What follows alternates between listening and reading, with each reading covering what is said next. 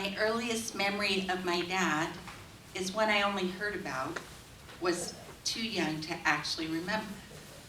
When I was born in Alabama, as was customary in those days, my mom was given gas during labor and delivery, and my dad was shown to a waiting room and magazines.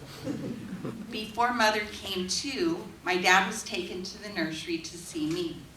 She was always miffed that after going through 9 months of pregnancy and the work of labor and delivery, he got to see me first. In her mind, that just was not fair.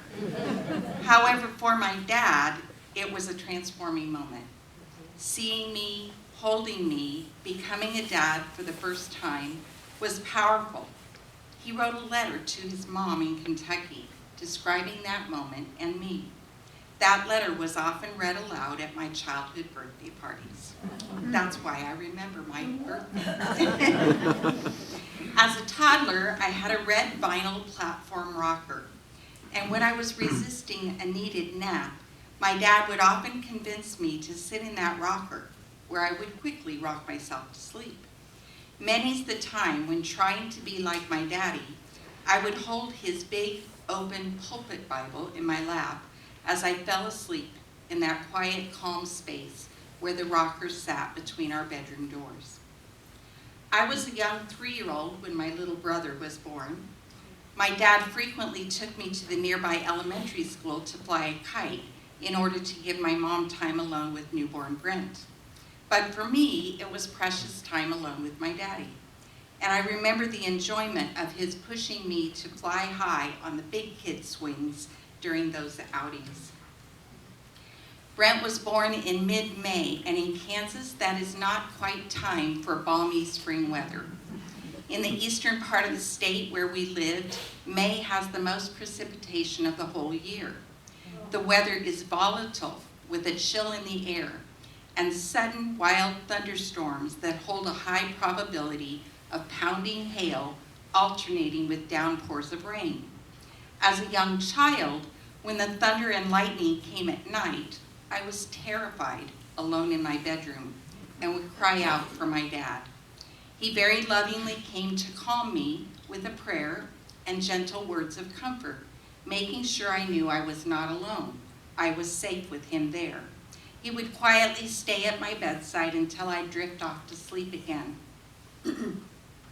There were nights when this happened many times, but he always patiently came to my side when I called out in fear. I remember one night when he was at the church at a board meeting and the thunderstorms took out all the power, flooding the streets completely so that there was no possibility of his coming home. No one could drive or even walk because the streets and sidewalks were flooded. My mom and I and baby brother sat huddling and cuddling together in the dark, startling at every lightning strike, every thunderclap, and the relentlessly pounding rain, a frightened threesome on the couch. Early the next morning, we saw through the window our neighbors rowing down the street in a canoe. It wasn't until the floodwaters had receded from the streets and my dad returned home 2 days later that I felt safe again.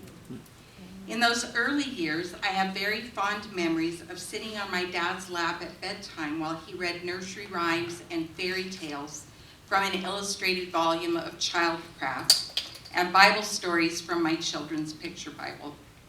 And he was always the mellow, easy yes between our parents. Whenever I wanted to ask for something, whether it was to buy a piece of candy in the store or permission to go play with a friend, in those days, my mom called him a pushover and said I had my daddy wrapped around my little finger. When Mikey, my friend down the street, was giving away a litter of baby bunnies, I begged to have a pet rabbit. My mom did not like animals. My dad gave in and let himself in for a whole lot of work, taking care of my pet rabbit, feeding it and cleaning its hutch in the backyard each day, so I could pet that soft fur every once in a while and look in those big, deep, watery eyes. As you know, faith and ministry were of utmost importance, the top priority for my parents. When I was 4 and 5, my dad frequently took me with him to funeral services at the local mortuary, where he was often called to officiate for families who had no pastor or church home. I remember more than one occasion as a 4 and 5-year-old when I sang Jesus Loves Me as a solo for the mourners gathered there. And there was also the evening when he took me to a Youth for Christ service downtown. I was the only child in the hall, but when the speaker gave the altar call, I pulled on my dad's suit sleeve, tugged on his hand, and said, "I want to go forward." With a surprised look on his face, but no hesitation, he took my 5-year-old hand and walked me to the front to kneel and pray to accept Christ. On the way home, he asked me why I'd wanted to do that then and there, instead of at our nightly bedtime prayers at home, or the weekly altar calls he had in our church. I didn't know, but somehow I was drawn to join those teenagers and young adults going forward to pray.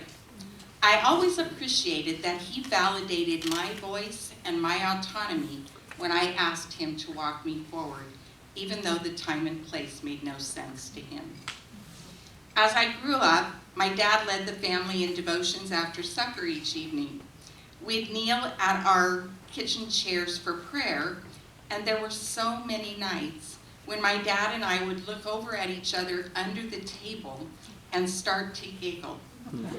It was irreverent, and there was no provocation, but we would just start giggling. The more I giggled, the more he would giggle, and the more he would giggle, the more I would giggle, breaking up the prayer time in a way that could not be recovered and was never appreciated by my mother.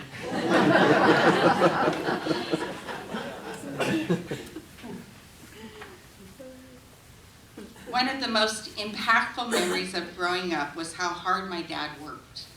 When I was a young child in Kansas, he was solo pastor of a thriving, growing church with no support staff. And while doing so, he completed his master's degree with highest honors and finished his student teaching as well. That was followed by teaching full-time for 14 years to support the family while he started a new church plant in Thousand Oaks, California. He was doing 2 full-time jobs. There was more to this season of his life as well. Although my dad's dad had been very mechanically minded and could fix almost anything, my dad was an intellectual. Give him a book, a paper and pen, a typewriter, or later a computer, a stimulating conversation about theology or world affairs, ideas and opinions, he was a happy man. Practical, mundane, maintenance sorts of tasks, working with his hands, not so much. They were not of interest or within his skill set. In fact, there were quite challenging and even frustrating moments when they were needed. Nevertheless, during that period of life, while holding down 2 full-time jobs, he also did all the fundraising to buy the church property and build a church and educational facilities, pulled the construction permits at City Hall, and often did the work of general contractor or construction team foreman, even though he knew nothing about construction or the skills, trades, or materials involved. It was totally out of his comfort zone and stressful, but he added it to his workload because it needed to be done. In fact, I have an earlier memory of one Christmas before we left Kansas when my parents bought a play kitchen for me and a child's workbench for my brother as our Christmas presents. However, both had to be assembled. Brent and I spent what seemed like hours down on the floor, ears to the furnace vents in the evenings, listening as my parents struggled down in the basement to follow the instructions to put together those gifts. It says to insert flap A into slot B.